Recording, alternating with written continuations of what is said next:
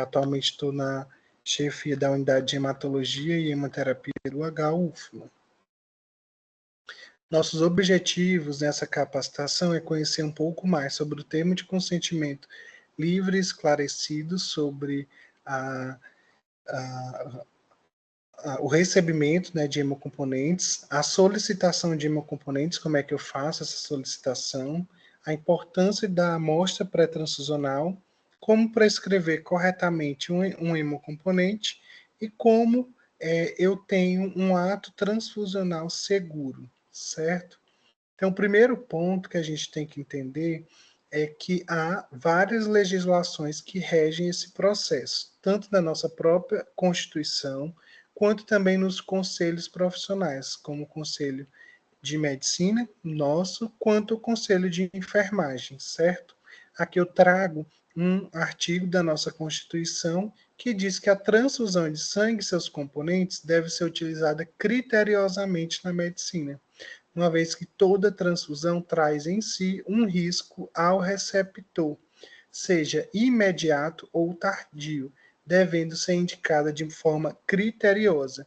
Então, nós temos que ter a compreensão que a indicação de um hemocomponente é algo muito sério, que requer uma correta avaliação do paciente e a inexistência de outra substância, outro medicamento, insumo que eu possa realizar para ele melhorar daquele quadro.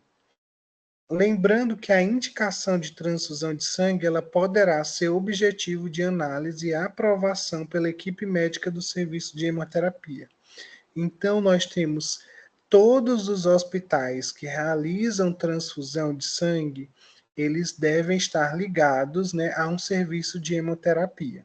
Os grandes hospitais, dentro do seu próprio hospital, devem ter uma agência transfusional, que é o caso do nosso HUFMA, onde nós temos duas agências transfusionais, uma no Dutra e uma no Materno, porque há um grande quantitativo de transfusão.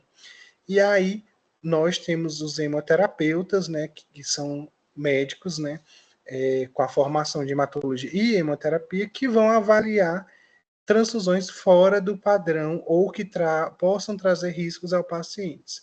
E aí nós podemos intervir, né, nessa prescrição para evitar danos ao nosso paciente, certo? Então é isso que a gente tem implantado, né, desde o ano passado no Hospital Universitário, é ter uma atenção principalmente a solicitações fora da conformidade ou com riscos e discutir caso a caso com os médicos assistentes. Então, nós somos uma equipe de bastante apoio para vocês. Nós temos o termo de consentimento livre e esclarecido, que no Hospital Universitário fica naquela aba do portal HUFMA. Lá embaixo tem links úteis, aí tem uma parte que é TCLE. Você clica lá e tem o TCLE de sangue e hemocomponentes, onde você só coloca o prontuário do paciente e lá você imprime esse termo e sempre você deve aplicar ao paciente ou responsável legal para que ele concorde ou não com a transfusão, certo? Lembrar que, segundo o nosso Código de Ética Médica, é vedado ao médico deixar de obter consentimento do paciente ou de seu representante legal após esclarecê-lo sobre o procedimento a ser realizado, salvo em caso de risco iminente de morte. Então, o TCLE de transfusão é obrigatório para todas as transfusões que sejam de rotina, que é aquela que pode ser realizada em até 24 horas, urgência, que é aquele paciente que necessita em até 3 horas, e também das programadas, né? Ou das reservas cirúrgicas. Porém, em situações de emergência, ou seja, risco iminente de morte, esse termo ele é dispensável, ele pode ser aplicado depois. Nos contextos de UTI, que é principalmente o caso de vocês, ao paciente ser admitido, deve-se imediatamente já aplicar esse termo com o acompanhante, porque aí você já pega o respaldo. No nosso termo do HUFMA, um termo assinado é válido durante toda a internação.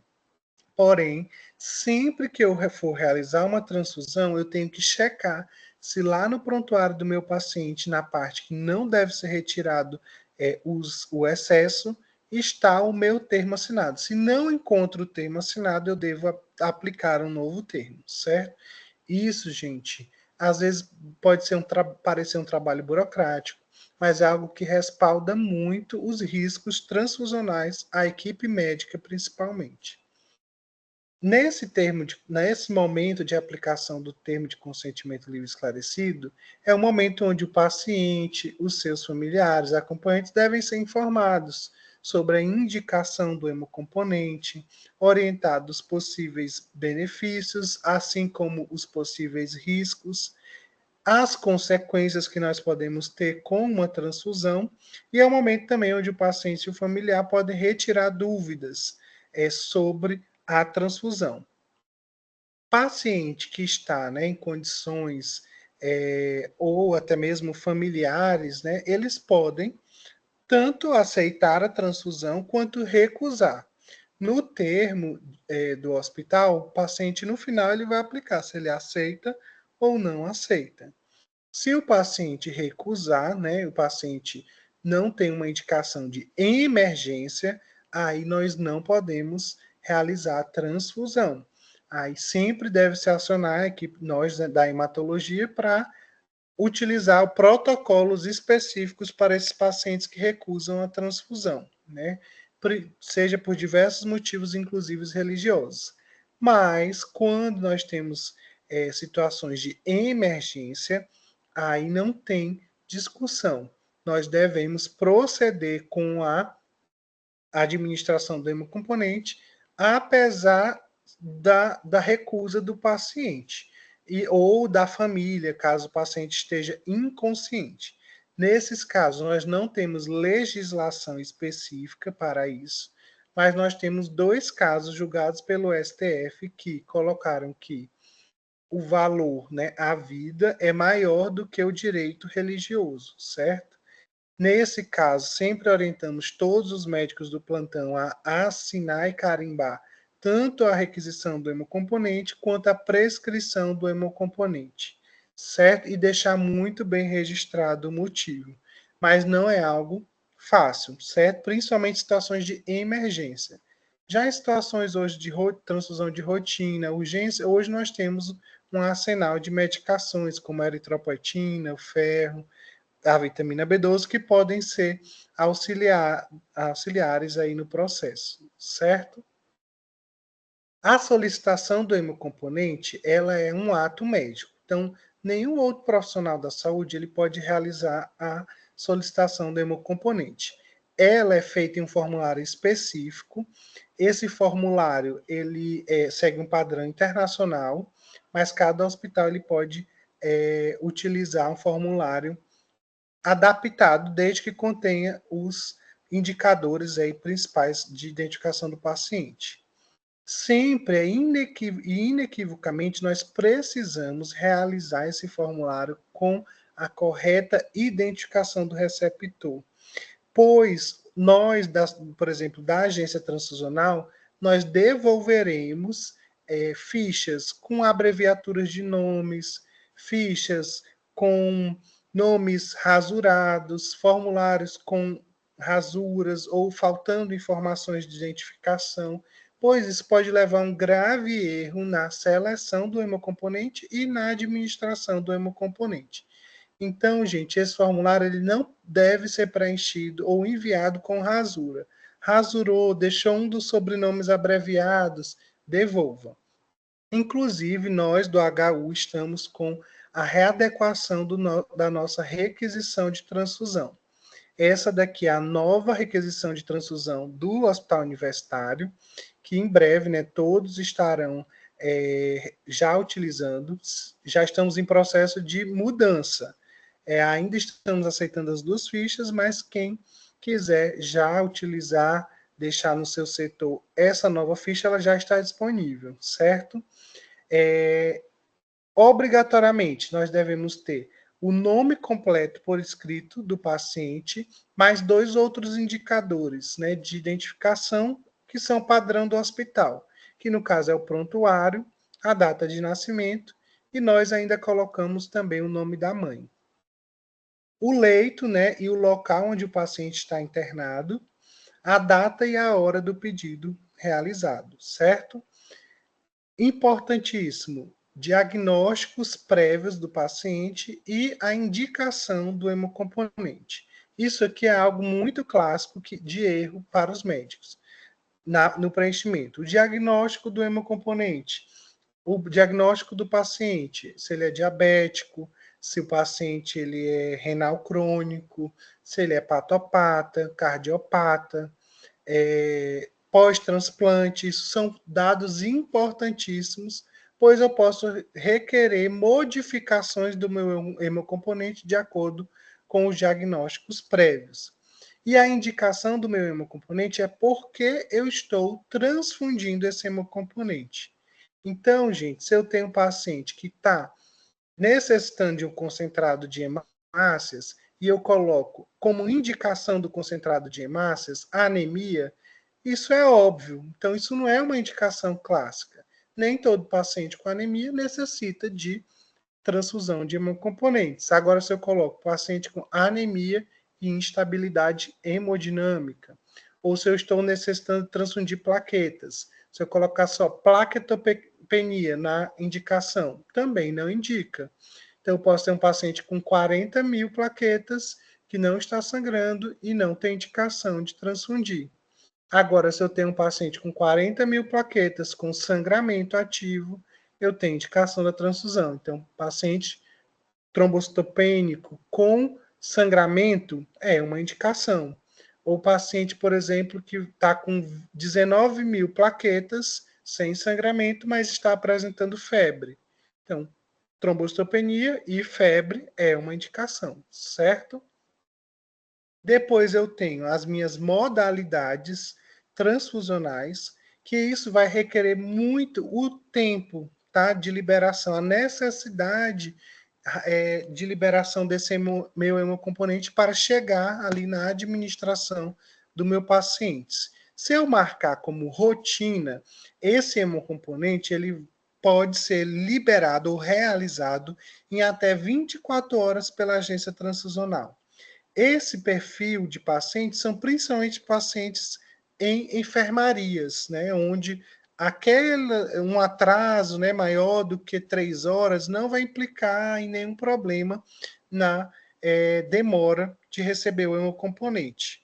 Já nos meus pacientes de UTI, né, a maioria dos pacientes tem indicação de realizar uma transfusão de urgência, ou seja, são para pacientes hemodinamicamente instáveis que um atraso maior do que 3 horas na administração desse meu hemocomponente pode levar a danos, né, em órgãos do meu paciente. Eu tenho também a modalidade reserva cirúrgica. O meu paciente ele vai realizar uma cirurgia, um procedimento, e ele tem um risco de perder sangue naquele momento da cirurgia, e aí eu reservo o meu componente e esse meu componente vai estar lá disponível na hora da minha cirurgia. Caso ele precise durante a cirurgia, ele vai realizar a administração lá. E a programada? Meu paciente ele é dialítico, ele realiza hemodiálise às sextas-feiras, 8 horas da manhã. Hoje eu vou solicitar uma transfusão de hemácias para amanhã, às 8 horas, durante a hemodiálise. Já a transfusão de emergência, gente, ela não... Muitas vezes a gente confunde. Meu paciente está precisando de sangue, eu quero mais rápido, vou marcar como emergência. A emergência é uma transfusão onde não há realização de nenhum teste pré-transfusional. Eu vou liberar os hemocomponentes sem ver nenhuma compatibilidade com o meu paciente. É em situações onde há risco iminente de óbito. E isso, ao não realizar os testes pré-transfusionais, eu tenho um grande risco de ter uma reação, né, hemolítica não ABO, porque geralmente eu já libero um O negativo. Então, nós temos que ter bastante cuidado. Quando o paciente, o médico, ele marca essa transfusão como emergência, ele tem que assinar essa parte que fica embaixo da ficha. Além de carimbar aqui no final, né, com o seu telefone, a data, a solicitação, ele vai carimbar essa declaração de responsabilidade médica para as transfusões de situações especiais, onde ele marca esse primeiro parêntese aqui que diz: autoriza a transfusão antes da conclusão das provas transfusionais em virtude da situação clínica do paciente caracterizando a transfusão de emergência. Estou ciente dos riscos transfusionais a que possa estar submetido o paciente acima referido por autorizar tal conduta. Então, se eu marcar a emergência, obrigatoriamente eu tenho que marcar esse ponto, tá? Não adianta só marcar emergência e carimbar. O que a gente pega muito na agência transfusional é o médico, eu quero que o meu paciente receba mais rápido, vou marcar como emergência. Aí a gente liga, olha, não está carimbado aqui o termo de autorização, você tem que carimbar. Ele diz, não era emergência, era urgência. Então, a gente tem que ter bastante cuidado quanto a isso. Depois, você vai marcar o hemocomponente que você quer, e aí você pode dar de duas formas: a quantidade de bolsas, ou se for um paciente com peso muito baixo, crianças, nós utilizamos os volumes, certo? Além disso, eu posso marcar já de cara as modificações que meu hemocomponente, meu paciente tem indicação, que a gente vai discutir cada uma, tá? Onde eu posso marcar desleucocitado ou filtrado, que é a mesma coisa, irradiado, lavado ou fenotipado. O histórico transfusional do meu paciente é importante, se ele já recebeu algum hemocomponente, quando ele recebeu, se ele tem um histórico de ter tido alguma reação transfusional, por exemplo, ele teve uma reação alérgica grave ao infundir um plasma há 2 anos atrás.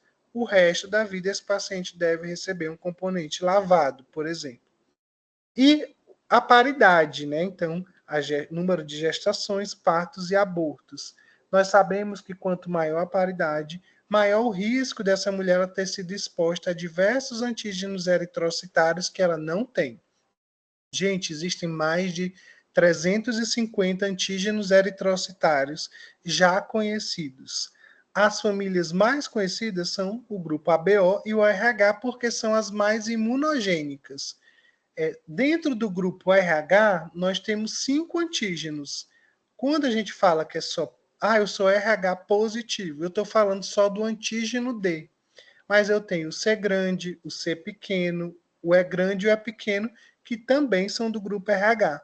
E quando eu tenho uma gravidez, eu posso ter a apresentação, a exposição a qualquer um desses 350 antígenos eritrocitários, e caso eu não tenha, caso a mulher não tenha, e ela seja apresentada a um desses, ela vai criar anticorpos, e esses anticorpos eles podem ficar como anticorpos de memória, e durante uma transfusão, se a bolsa tiver aquele antígeno eritrocitário, ela pode ter uma reação hemolítica, tá?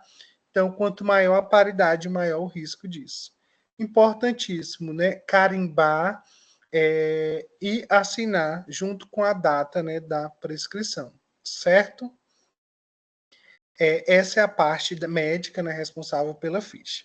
Aqui eu já abordei com vocês, né, as nossas modalidades, né, cada uma tem um tempo, né, de liberação, e isso vai depender do estado clínico do meu paciente.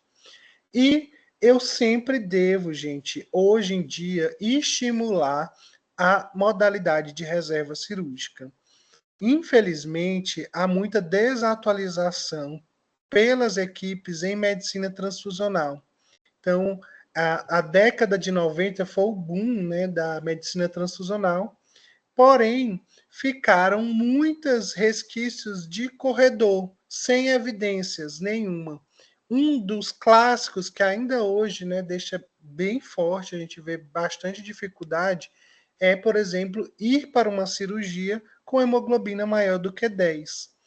O único artigo, né, que colocou isso foi um artigo da década de 50, de um anestesista, que ele colocou a opinião pessoal dele nesse artigo. Então, hoje, a gente sabe que o meu paciente ele pode ir para uma cirurgia com uma hemoglobina menor do que 10, e lá eu pedi só uma reserva cirúrgica, e só utilizar esse hemocomponente se ele precisar. E não, digamos, encher o tanque do meu paciente de hemocomponentes para ele ir para a cirurgia. Porque isso eu posso, inclusive, ocasionar mais uma coagulopatia dilucional. Eu vou dar só o concentrado de hemácias, vou causar uma diluição acentuada dos meus fatores da coagulação, e isso pode causar o fator inverso de aumentar o sangramento do meu paciente, além dos riscos que eu estou submetendo esse paciente. Então, isso a gente tem trabalhado, né, com as equipes para cada vez mais utilizar de maneira racional. Não é fácil mudar a cultura liberal de um hospital para uma cultura mais restritiva, mas nós temos aos poucos da agência transfusional tentado, né, estimular cada vez mais a restrição do uso de hemocomponentes. Então, nós temos vários protocolos que estão sendo implantados e nós temos que ter sempre um estoque estratégico, né, para atender o bloco cirúrgico. Que uma cirurgia, no meio da cirurgia, ela pode ter uma complicação hemorrágica grave. Nós temos também o protocolo de transfusão maciça, que nós estamos atualizando o do hospital esse ano, e iremos fazer um treinamento nas unidades, certo? Esse protocolo de transfusão maciça ele é totalmente diferente, né? A sua abordagem, né? Requer algumas agilidades, principalmente em hospitais, né? Que tem um trauma e atendimento à maternidade, mas em hospitais em contextos de alta carga cirúrgica, né? Por exemplo, também é importante. Abordando agora os tipos de hemocomponentes. Nosso primeiro hemocomponente que nós vamos abordar, que é o mais utilizado e mais prescrito no mundo, é o concentrado de hemácias. Em média, uma bolsa de concentrado de hemácias, gente, ela tem entre 250 a 300 ml, certo? Esse concentrado de hemácia, a dose para o adulto é uma bolsa, tá? Isso aqui está em todos os guidelines, na portaria de consolidação número 5 do Ministério da Saúde.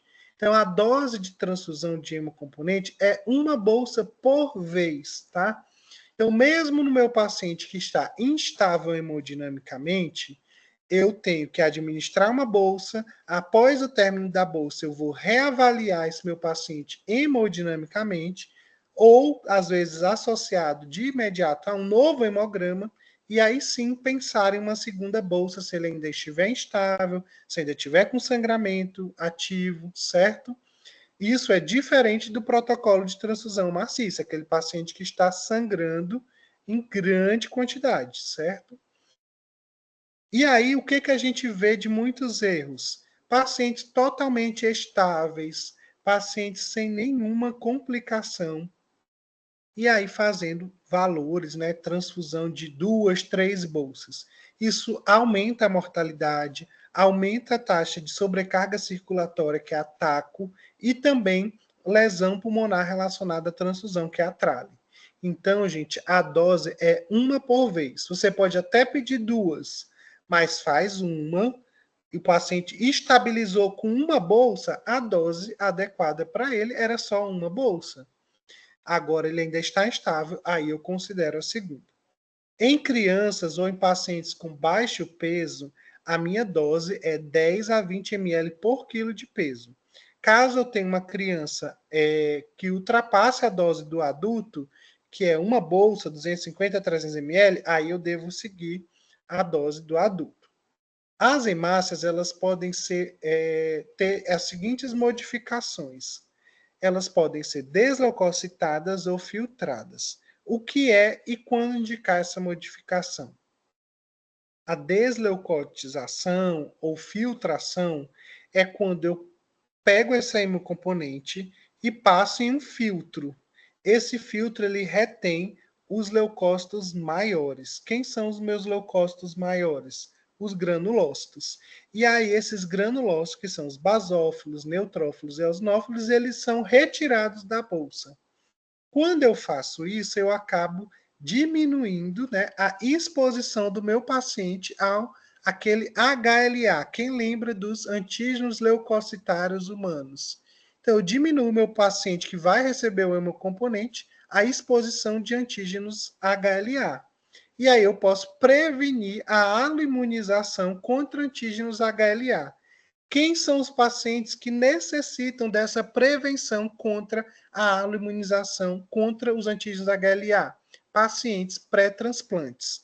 Por quê? Quando eu tenho muitos antígenos HLA, isso pode impactar na enxertia do fígado, do rim, da medula óssea. Então, todos os pacientes renais crônicos, todos os pacientes hepatopatas, todos os pacientes oncológicos, por exemplo, que podem um dia serem submetidos a um transplante de órgão ou tecido, devem receber o hemocomponente desleucocitado para evitar a aloimunização contra antígenos HLA.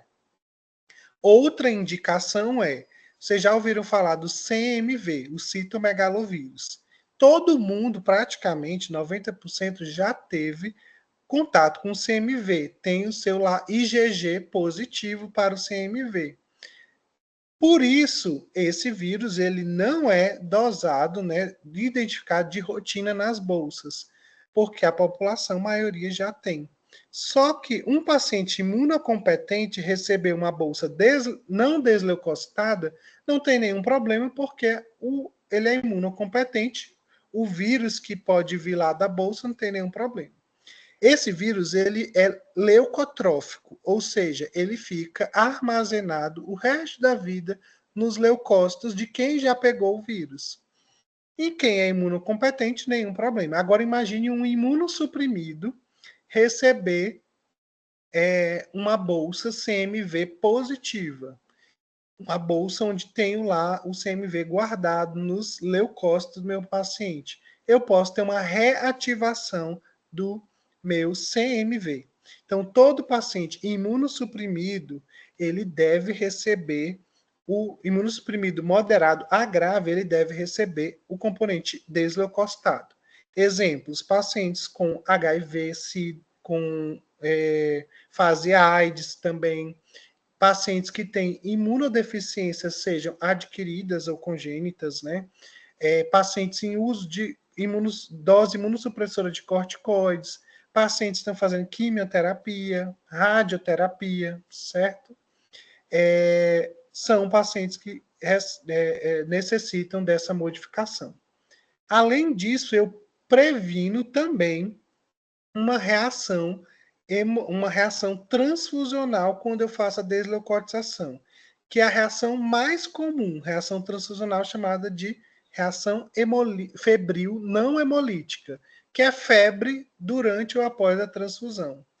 Essa febre ela é oriunda principalmente da liberação da citocina dos granulócitos, dos neutrófilos, basófilos e eosinófilos. Então, quem teve reação febril não hemolítica pode em uma próxima transfusão, deve receber um hemocomponente desleucocitado. Entenderam quando desleucocitar o hemocomponente, as indicações? Vamos para a... Gente, vocês podem interromper se tiverem alguma dúvida, tá? Vamos para a irradiação.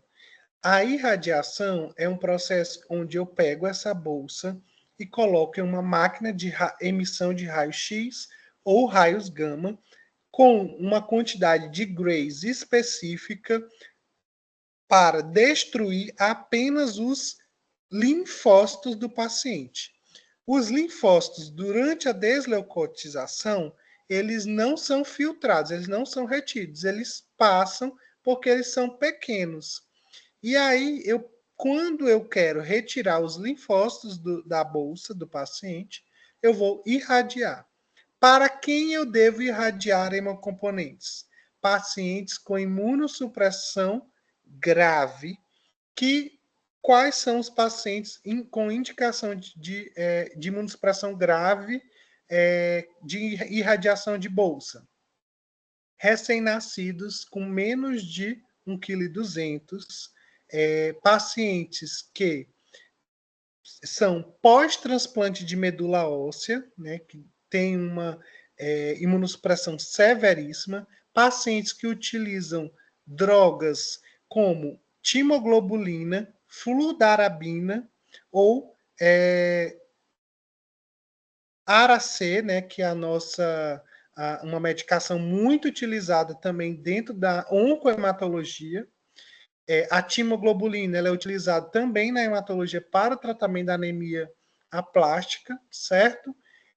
E quando eu tenho, por exemplo, uma doação eu doei um hemocomponente para o meu irmão, para alguém que é muito próximo do meu HLA, onde minha carga genética seja muito parecida, um pai, uma mãe, um irmão.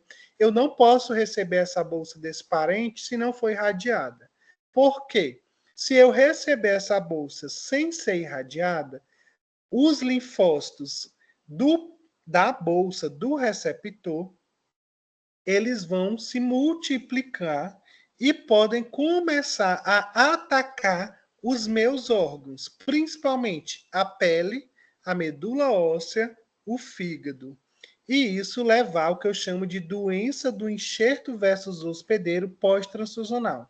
Então, só pacientes com imunossupressões muito severas, como é o caso aí do pós-transplante de medula óssea, o uso de fludarabina, citarabina, que é o Aracê, e também de pacientes muito de extremo baixo peso recém-nascidos, como menos de 1.200, né, que devem receber essa irradiação. Ou se você for receber uma bolsa de um parente próximo. Alguém quer Professor, perguntar? eu, Oi. Laísa,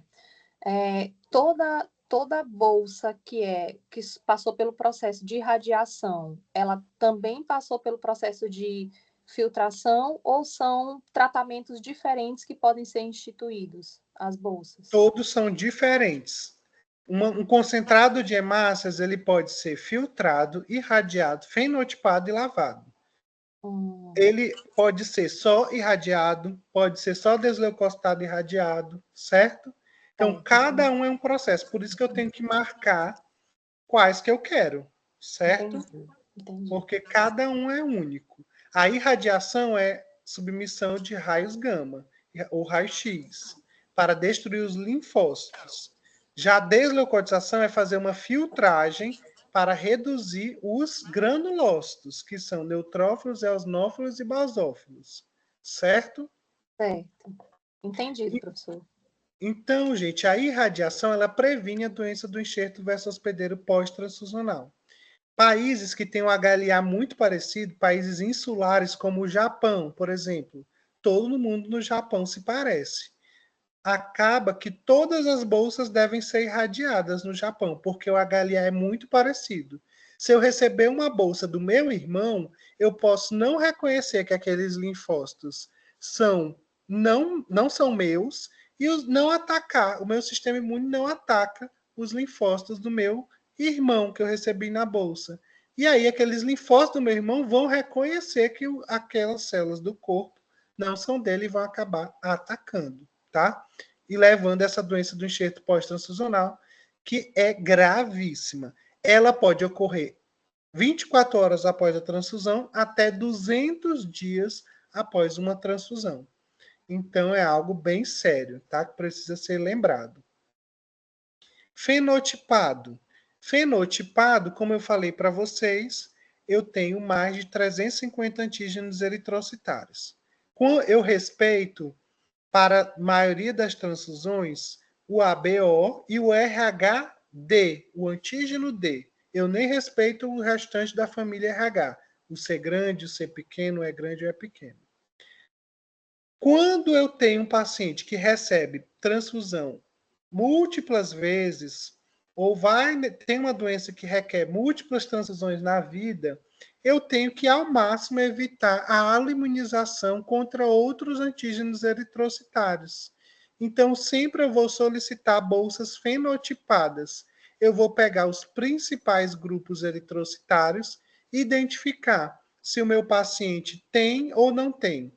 Ele tem o Lutero positivo, ele tem o Diego negativo. Então, eu vou buscar as bolsas que tenham, por exemplo, o Diego negativo, porque se ele for exposto ao Diego, ele vai aloimunizar contra o Diego e eu posso ter uma reação. Quem são esses pacientes que sempre devem receber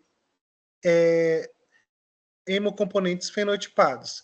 Os falciformes, os talassêmicos, certo? São os dois principais grupos que sempre eu vou indicar fenotipagem. Ou também aquele paciente, aquela gestante, que foi identificado que ela tem um anti, por exemplo, o mais comum, um anti-D.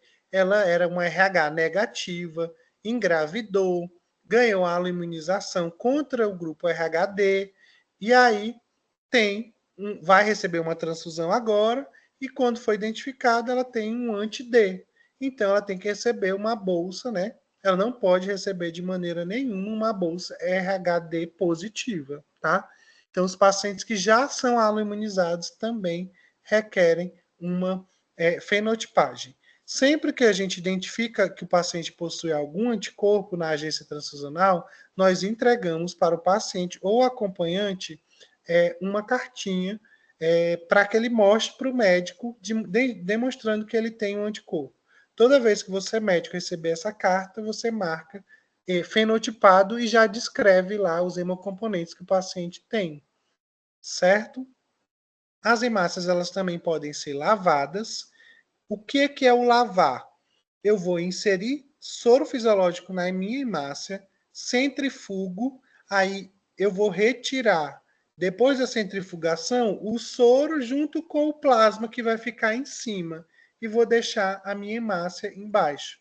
Coloco o soro mais uma vez, centrifugo mais uma vez, retiro mais uma vez, soro misturado com plasma.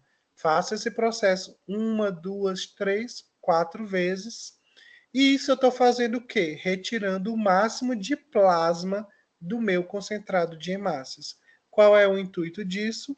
O plasma é onde tem a maior quantidade de proteínas plasmáticas.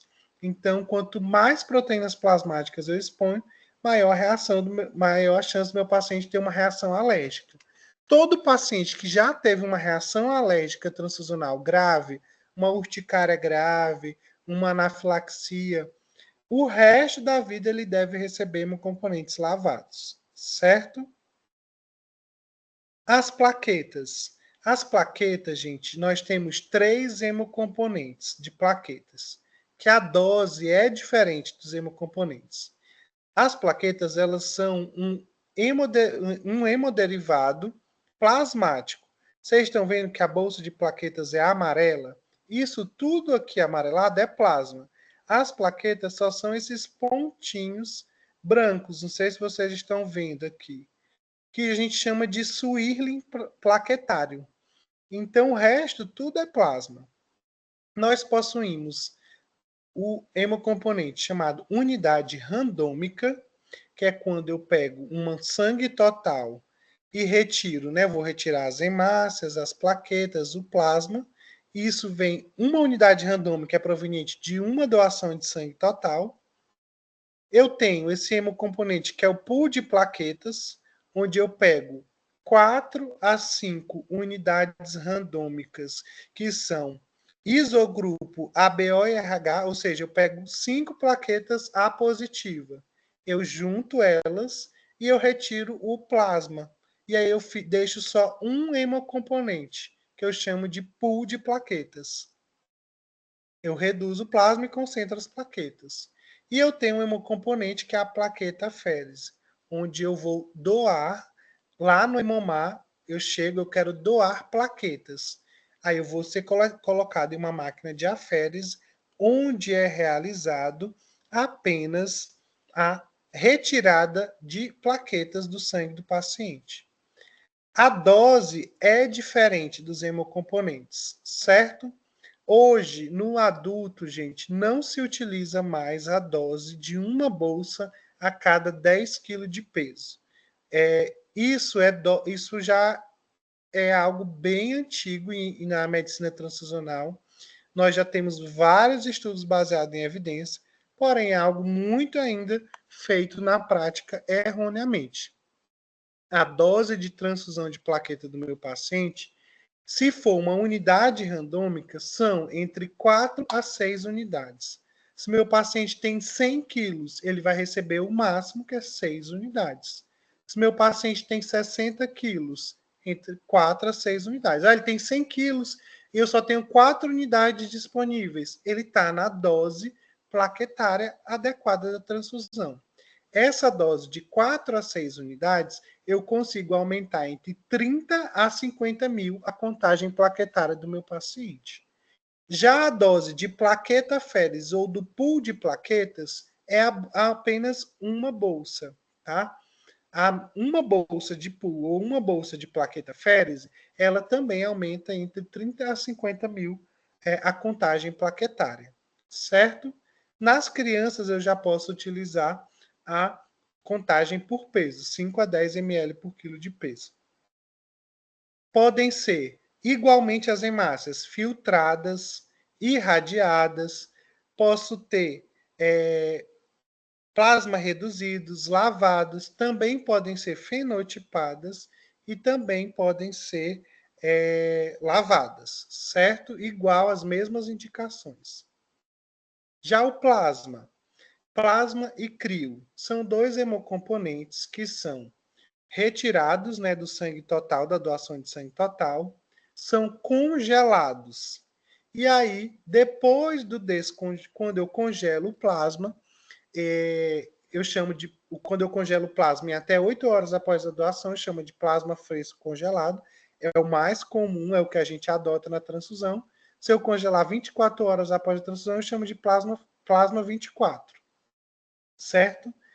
O mais comum que a gente utiliza é o plasma fresco congelado. Eu não necessito de nenhuma modificação desse hemocomponente. Não preciso irradiar, fenotipar, não preciso lavar, certo? Fenotipar porque eu não tenho hemácia no plasma.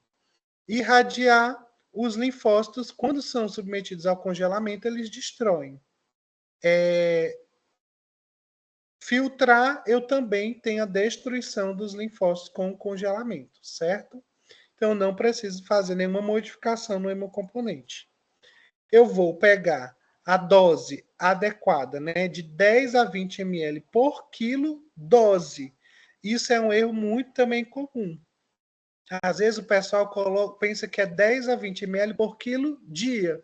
Meu paciente está sangrando, está com INR acima de 1,5, tem indicação de receber o plasma, né, ou uma relação TTP acima de 1,5, e com sangramento tem indicação de receber o plasma, aí eu vou calcular, ele tem 100 quilos, eu vou colocar a dose mínima, 10 vezes 100, vai dar 1.000. Uma unidade de plasma, em média, tem entre 200 e 250 ml, tá? Então, 1.000 daria praticamente aí 4 a 5 bolsas de plasma, certo? Aí eu coloco, aí às vezes o médico coloca 2 de manhã, 2 de tarde, 2... Não, gente, a dose do paciente é de uma vez, é uma atrás da outra. O tempo de infusão do plasma, né, a gente vai já discutir, é que não pode ser aberto, tá? Na criança, a dose é 10 ml por quilo. O crioprecipitado, o que é esse hemocomponente? É um hemocomponente, gente, onde eu tenho esse plasma, eu congelo o plasma. Quando eu descongelo, a uma temperatura de 2 a 8 graus, fica um precipitado de proteínas de alto peso molecular.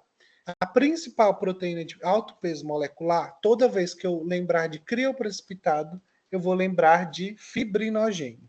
É o fibrinogênio, mas eu também tenho o fator 8, o fator 13, tá certo? O antígeno de von Willebrand, tá?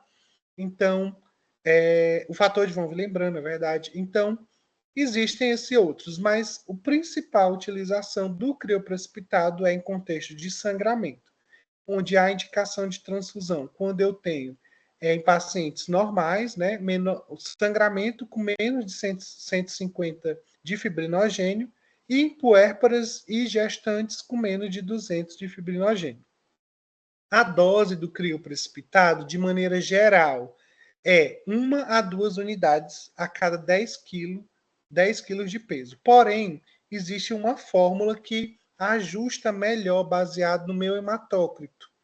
é uma fórmula imensa, mas você tem um aplicativo chamado Educa Sangue, que você coloca lá o hematócrito, o valor do fibrinogênio, e você consegue fazer menos crioprecipitado e a dose adequada para o seu paciente, que aí às vezes dá menos do que a recomendação de 1 a 2 unidades a cada 10 kg de peso. Na criança, a cada 10 ml quilo dose. O crioprecipitado, ele é um hemodderivado que ele tem mais ou menos 20 a 40 ml, tá? Então ele é bem pouco mesmo, cada bolsa. Depois que a gente... Oi. Só uma dúvida. Com relação ao crioprecipitado, o único exame que a gente vai assim se atentar é só a dosagem do fibrinogênio. A gente não vai utilizar o coagulograma, nenhum dado Não, só o fibrinogênio. O coagulograma ele não interfere no crioprecipitado, certo? Tá, então, não posso pedir um crio baseado só pelo coagulograma. Por isso que o fibrinogênio é indicado em todo paciente com sangramento. Todo mundo lembra de pedir no sangramento o hemograma, o INR e o TP, né? O TP e o TTPA. Todo mundo lembra, mas todo mundo esquece muitas vezes do fibrinogênio. Quem não é visto não é lembrado. Então, quem não vê o fibrinogênio não prescreve crio, certo? O plasma tem fibrinogênio? Tem. Só que o quantitativo de fibrinogênio dentro do plasma é muito menor do que a concentração de um crio precipitado, certo? Certo. E com relação ao plasma, a gente tem que se atentar mais para o INR, né? INR ou a relação TTPA. Se tiver com sangramento com INR maior do que 1,5, em algumas situações a gente usa 1,25 também, mas maioria, 95%, em cima de 1,5, tem indicação de receber plasma se o meu paciente está sangrando. É um hepatopato, o paciente está sem sangramento, está com INR elevado, mas está sem sangramento, não tem indicação corrigir esse INR baseado no coagulograma sem o sangramento, certo? Só se eu tiver sangramento com INR alargado, tá bom? Entendi. Ou se o meu paciente está com INR alargado e vai ser submetido a um procedimento cirúrgico, aí sim ele também tem indicação de receber o hemocomponente. Ok. Depois disso tudo, você indicou corretamente, preencheu a ficha de requisição do hemocomponente, você vai para... a ficha chega lá na agência transfusional e nós da agência transfusional vamos na UTI coletar a amostra pré-transfusional. Gente, isso aqui é algo crítico no processo. 70 a 80% das mortes relacionadas à transfusão estão por troca de amostra pré-transfusional. Essa amostra ela deve ser coletada 1 a 2 tubos de EDTA, esse tubo da tampa roxa, para que a gente realize os testes transfusionais. Essa amostra ela é exclusiva da agência transfusional. Meu paciente já coletou o exame de sangue, busca a amostra dele lá no laboratório. Jamais, nós não aceitamos. Porque lá no laboratório alguém pode ter identificado errado, trocado a amostra, e isso vai levar a um sério erro. Então, sempre que estamos diante de um contexto de sangramento, que chega a equipe da agência transfusional, é interessante deixar, né, a equipe coletar logo essa amostra, porque a gente já vai agilizando os testes. E aí a gente tem vários protocolos dentro do setor para isso, né? A gente vai, o técnico, né, de análises clínicas ou de enfermagem da agência transfusional vai checar a solicitação do hemocomponente, está corretamente preenchida, identificação do receptor, tanto positivo se o paciente estiver falando, né? Qual o seu nome, data de nascimento, checagem das pulseiras de identificação do paciente e levar todo o material adequado, né, para realizar essa coleta, que aí tem todo um protocolo específico. E após a coleta, ele vai identificar essa amostra antes de se afastar do paciente. Então, ele vai identificar imediatamente para não haver troca alguma.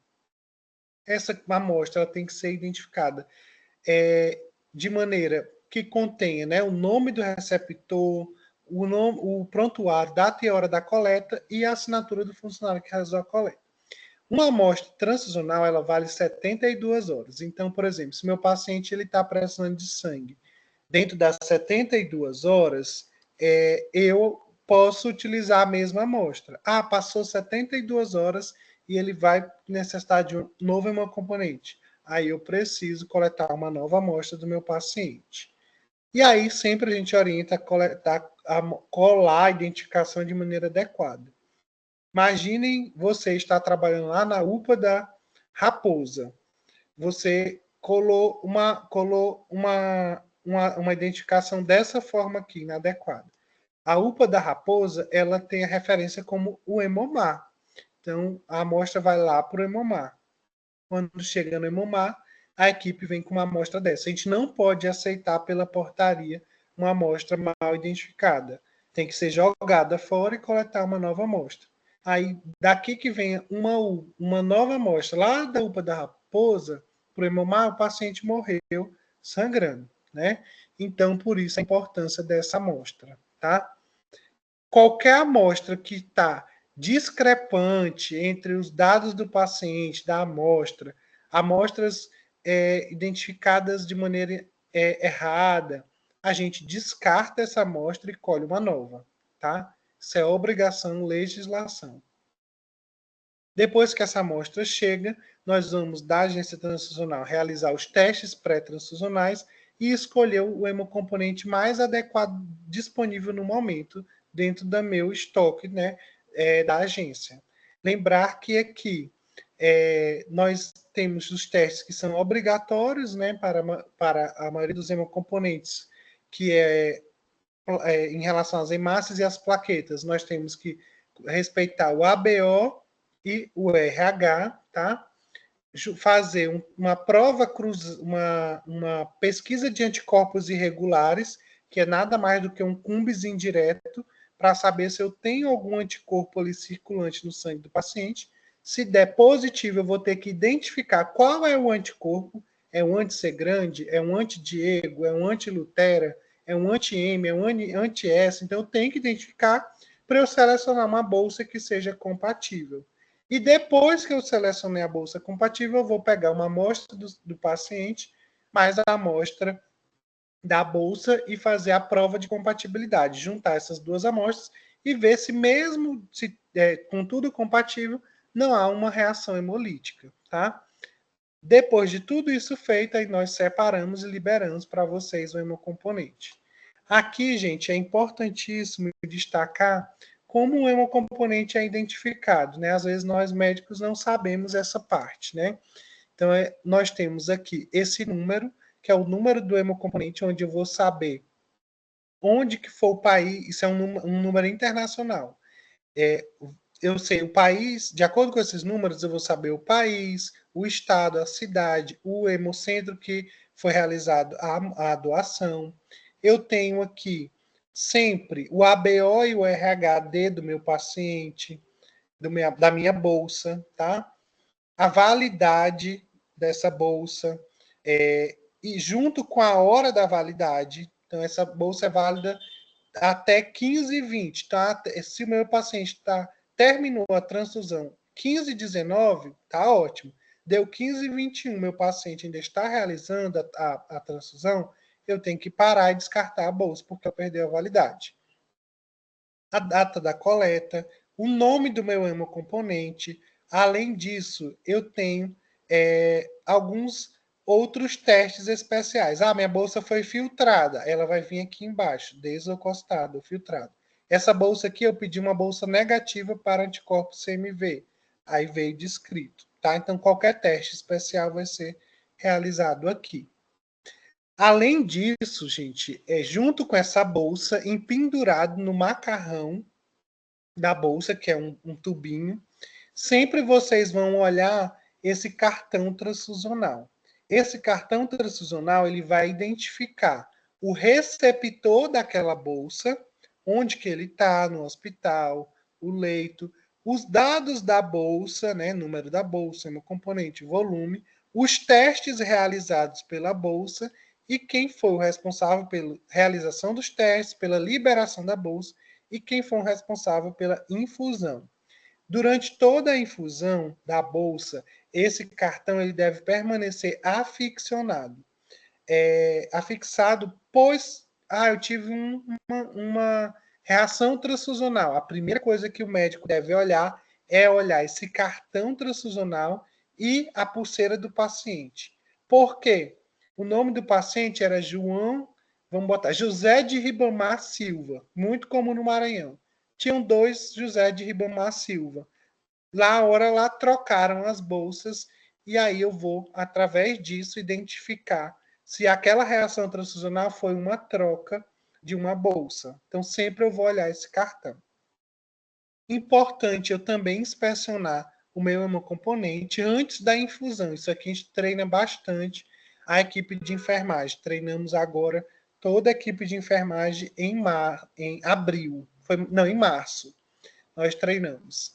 Verificar a integridade da bolsa, se a bolsa está com rótulo íntegro, se não teve algum acidente de percurso no transporte, uma agulha que perfurou a bolsa, a coloração dessa bolsa, tem coágulos, a tá amarronzada, tudo isso aqui a bolsa deve ser devolvida, tá?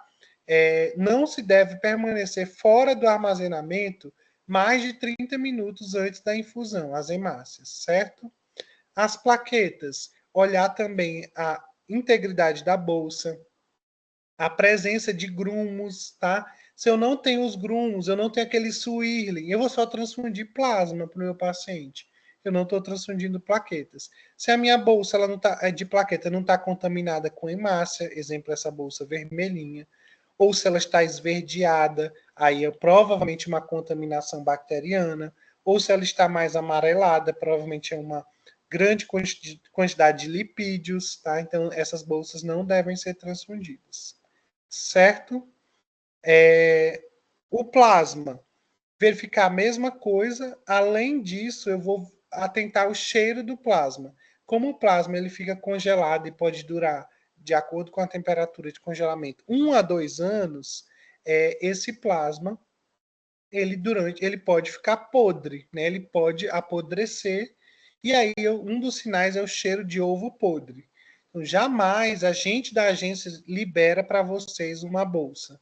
Mas vai que um dia alguém desatento liberou uma bolsa com cheiro podre ou com sinais de congelamento. A bolsa está congelada ainda. Nós não podemos infundir essa bolsa, deve ser devolvida. Ou aqui um plasma lipêmico, né? Aqui um paciente que, por exemplo, comer um rodízio de pizza antes de doar a transfusão, uma leucemia aguda vai estar dessa forma, certo? Na dúvida, sempre devolver o hemocomponente para a agência transfusional. Nunca transfunda o hemocomponente na dúvida. O plasma estava só com um pouquinho de gelo. Eu boto lá no micro-ondas 15 segundos. Nunca façam isso. Micro-ondas não é descongelador de plasma, certo? E aí, para a gente encerrar hoje nossa aula, nós vamos para o ato transfusional seguro, que são os últimos momentos da transfusão do hemocomponente, certo? A infusão do hemocomponente. Nós sempre temos algumas atenções. Transfusões de rotina, gente, devem ocorrer sempre no período diurno. Por quê?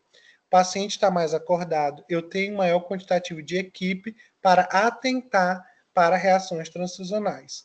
Eu só vou transfundir pacientes no período noturno se for uma urgência ou emergência. Os hemocomponentes eles devem ser sempre administrados por profissionais treinados. É obrigatório o enfermeiro de nível superior, de acordo com o COFEN, né, ficar durante os primeiros 10 minutos ao lado do paciente, porque se eu tiver, por exemplo, uma troca de bolsa, uma reação hemolítica grave, isso vai ocorrer nos primeiros 10 minutos da minha transfusão. O técnico de enfermagem pode acompanhar e monitorar os sinais vitais em, no máximo, a cada 1 hora durante a minha transfusão. E eu sempre preciso administrar um hemocomponente em um local que eu tenho um médico para atender qualquer reação transfusional. E eu tenho que ter estrutura física, né, para atender inclusive uma intubação orotraqueal. Um ponto fundamental, gente, é a prescrição médica. Como que eu vou ter uma prescrição adequada do hemocomponente? Não adianta eu colocar lá concentrado de hemácias, uma bolsa EV. Isso é uma prescrição inadequada. Então, aqui eu coloquei um exemplo de uma prescrição correta. Primeiro, dieta livre. O que tem a ver a dieta? Um hemocomponente ele pode ser transfundido em até 4 horas. Durante esse período, meu paciente ele pode comer normalmente. 2. Preparo pré-transfusional.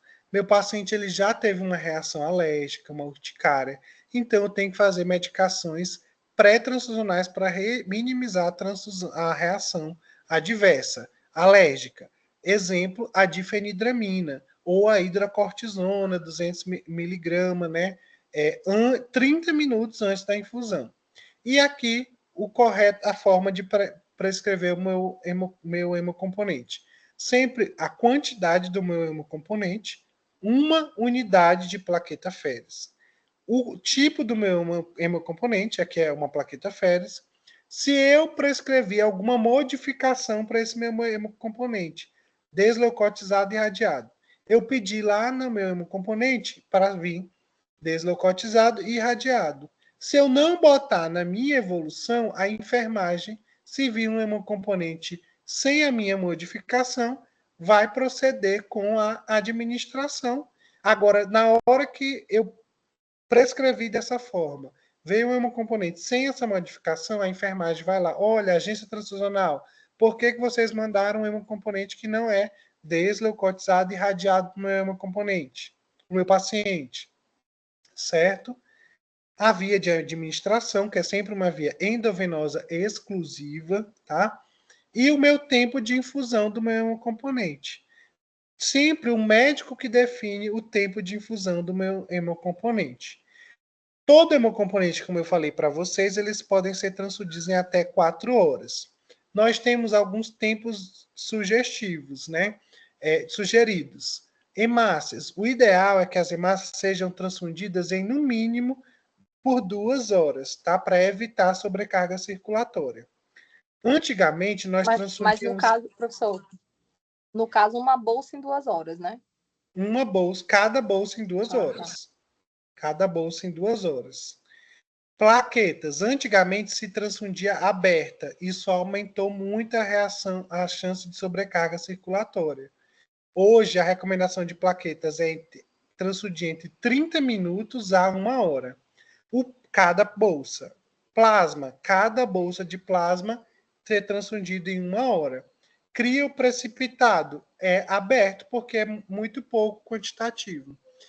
Mas eu tenho um paciente renal crônico que eu não consegui fazer a hemodiálise dele, ele vai precisar transfundir agora, ele é dialítico, eu vou transfundir o máximo que eu posso, 4 horas. Eu tenho um paciente que está super edemaciado nasarcado, eu vou botar no máximo, transfundir em 4 horas, tá certo? O ato transfusional, né? Para ser realizado pela equipe, né, de enfermagem, eles vão ter que seguir tudo isso aqui. Realizar a identificação do receptor, tanto positiva quanto olhar a pulseira, checar se o cartão transfusional está batendo com o paciente, checar a prescrição médica, checar se o TCLE está assinado, viabilizar o acesso venoso e utilizar uma equipe específica. Aí eles vão instalar os hemocomponentes. Nos primeiros 10 minutos, sempre nós recomendamos uma infusão mais lenta, um gotejamento de 15 gotas por minuto, e depois recalcula o gotejamento para o tempo prescrito pelo médico. Por quê? Quanto menos volume eu infundir, menor a chance, se tiver uma reação transfusional, melhor. Porque quanto mais volume diante de uma reação transfusional, pior é a reação transfusional. Eles têm que acompanhar a enfermagem durante todo o ato transfusional e realizar, né, avaliações clínicas dos sinais vitais com 10, 15, 30 minutos e ao fim da transfusão, ou se o paciente manifestar qualquer sintoma clínico, tosse, febre, tontura, dor torácica, qualquer sintoma deve-se parar a bolsa, manter o acesso oralizado e acionar um enfermeiro ou equipe médica para proceder, tá, com atendimento. Lembrar de registrar o ato transfusional, se teve alguma intercorrência ou não, e esses sinais vitais. Então, gente, essa capacitação, né, como reflexo, ele traz, né, eu trago principalmente para vocês que nós devemos respeitar as regras impostas pelas portarias do Ministério da Saúde, do COFEN, do CFM, em relação ao ato transfusional, a importância, gente, da identificação inequívoca do meu receptor, com mais 2 outros indicadores em todo o processo transfusional. Um erro de identificação, o médico botou abreviado ou colocou um erro aí no meu paciente. Isso pode levar a uma morte, tá? Então, nós temos que ter muita atenção no preenchimento da solicitação do hemocomponente. E atentar sempre para a amostra pré-transfusional, deixar, né, os profissionais colherem o mais rápido possível essa amostra para nos auxiliar na escolha do nosso hemocomponente. O intuito dessa aula foi uma visão geral, tá, do processo de como ocorre. Depois a gente pode ter aulas específicas para transfusão de cada um desses hemocomponentes. Mas eu quis trazer uma abordagem bem geral para vocês entenderem o processo de transfusão, certo? Alguma dúvida? Professor, primeiramente, muito obrigado. Foi uma aula muito enriquecedora para a gente, que é algo que a gente tem uma necessidade mesmo, né, de ter essa observação, porque muitas vezes nós só solicitamos e a gente não entende muito bem como é que é feito esse processo. Às vezes é visto muito como apenas uma burocracia, um papel a mais para preencher, mas a gente tem que ter e saber da importância, né, desse preenchimento certinho e do motivo de existir esse papel. Antes de tudo, queria parabenizá-lo pela aprovação na prova de título do senhor. Obrigado. É importantíssimo a gente ter um profissional excelente desse no nosso serviço. E agradecer novamente, né, pela disponibilidade. Obrigado. Alguém tem alguma dúvida? Eu só queria perguntar uma coisa com relação à prescrição médica. Professor, o senhor falou aqui sobre a questão da difenidramina ou da hidrocortisona, certo? No caso, todas as vezes, não só no paciente que já teve uma reação transfusional, para toda e qualquer transfusão eu devo fazer essa mesma prescrição? Não, só para o paciente que já teve reação alérgica. Tá. E para quem vai fazer pela primeira vez? Nunca não recebeu deve. e vai fazer? Só para o paciente que já teve reação alérgica, tá? Tá. Não preciso fazer profilaxia para todos, tá? Tá. E aí, gente, em breve a gente está desenvolvendo um sistema agora lá no HU, que essa solicitação ela vai ser digital, tá? Então a gente vai acabar com essa ficha manual. Então isso vai agilizar as nossas demandas aí do dia a dia também. Pronto. Professor, eu tenho uma dúvida. Quando a gente vai, por exemplo, nós prescrevemos 2 bolsas de sangue, 2 concentrados de hemácia. Cada qual a gente tem que usar um equipo ou a gente pode utilizar o mesmo equipo e só mudar a bolsa na hora de transfundir? Cada um é um equipo, certo? Porque a gente tem aumento de proliferação bacteriana e isso pode levar à contaminação bacteriana do meu paciente. Posso levar até uma sepse relacionada à transfusão, né? Então, por isso que a gente manda um equipo por bolsa, tá? Da agência. Pronto. Tudo certo. Doutor Yuri. Oi. Um paciente em sobrecarga hídrica, baixo peso, desidratado, que eu preciso fracionar uma bolsa. Esse fracionamento é feito no hospital ou é feito fora? Quanto tempo eu espero? A gente faz através do hemomar, né? Então, geralmente esse processo é um pouco mais demorado, né? A alicotagem, a gente não tem aqui serviço, né, de alicotagem dentro da nossa agência. A gente pode até fazer uma alicotagem manual. Aí a gente, só que essa alicotagem manual acaba que eu vou desperdiçar o restante da bolsa. Então a gente manda para o hemomar e pede para que seja feita a alicotagem em 3 unidades, né, ou 4 unidades. Geralmente, assim, o hemomar tem uma grande demanda. Eu creio que em 4 horas a gente consiga dar essa alicotagem para vocês. Ok. Certo? Pronto. Então, mais uma vez agradecer e a gente dá por encerrada a aula de hoje. Muito Boa obrigado, noite, professor. pessoal. Até mais. Até mais. Boa noite.